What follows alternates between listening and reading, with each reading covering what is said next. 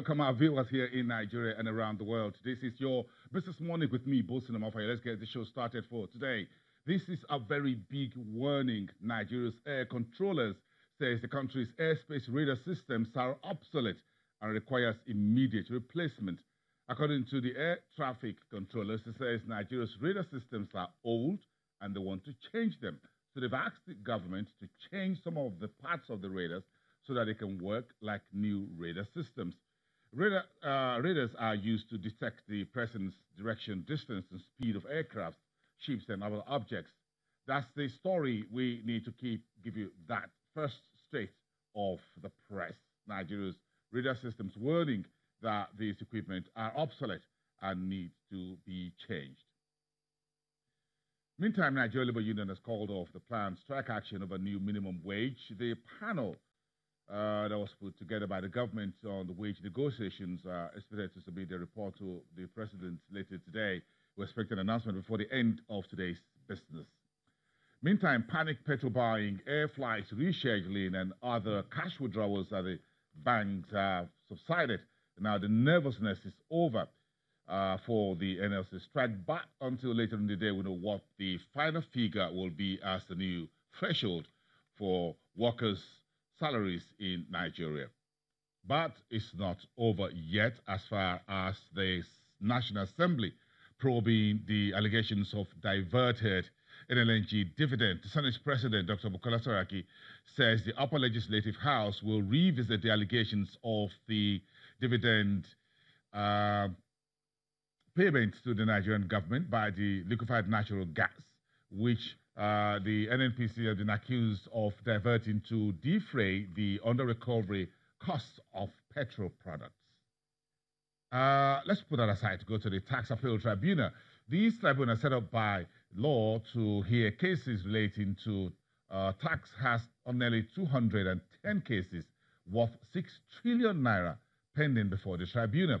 According to reports, most of these cases, however, involve multinational companies doing business in Nigeria. And yesterday was when the news broke that the Buhari's administration's first initial public offering will take place next week. Sahol PLC we will be floating 406 million ordinary shares at 4.65 naira per unit. Those shares will be 30%, which the company is putting on sale. The staff of the company will get 10% of those shares, while the 19% balance will be for sale at yet to be specified date in the future. That brings the total to that figure, but the total shares coming through SACA will be about 1.2 billion ordinary shares. But going for sale next week, November the 12th, is 406 million shares. This is in collaboration with the Bureau of Public Enterprises, which is warehousing the shares of the Nigerian government in SACOL since 2009, when the first privatization of the aviation handling company was done. If all go well, then SACOL will be joining NACO Aviation, the Nigerian Stock Exchange, as an aviation handling company. That will be a very big story for us to take a very quick look at. But look at the market for the first trading day of the week. A bit of a soft start for the week. We lost a bit of headroom in terms of volume and value. Well, let's just bring you the numbers from the stock exchange. Live and direct, we're down 0.24% to start the brand new week. Still holding to our 32,000 psychological level on the index reading. The equity cap was reading 11.7 trillion naira, beg your pardon. That should be in trillion. Yes, that's close to about 49 billion US dollars if you use some exchange rate conversion. But in terms of the primary data, that's what you're looking at, about 34% decline in Monday. Total volume of transactions, 157.834 million shares for 1.75 billion. The Naira value also fell below Friday closing figure by almost 39%. In terms of deals, that was very consistent at 3,134. Check through the 5 main subsectors of the market. Now, there you go. You got the banking sector in the negative territory, dragging consumer goods, industrial goods, and insurance by those merges on average 0.5%. But the oil and gas managed nearly 1% to start the brand new week. And where is that coming from?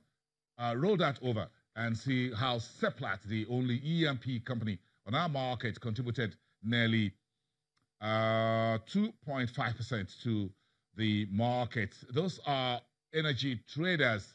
Of course, the panic buying and all of that yesterday hadn't flown into the market yet, but Seplat gave us a green shoot of 2.40 billion, 2.4%, and that's reading 640 on the counter.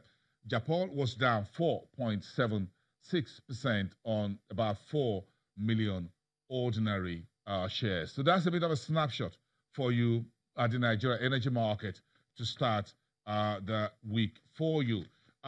Quick in with the NLNG over the counter market, a very weak Monday to start. Just show you the primary data. The unlisted securities index wasn't changed at 682.7. We lost the 700 there a couple of days ago. Then the market cap sitting 474.50 billion from the Association of Securities Dealers over the counter market. We'll talk about the treasuries and the fixed income a bit later on the show, but let's get through to the market street.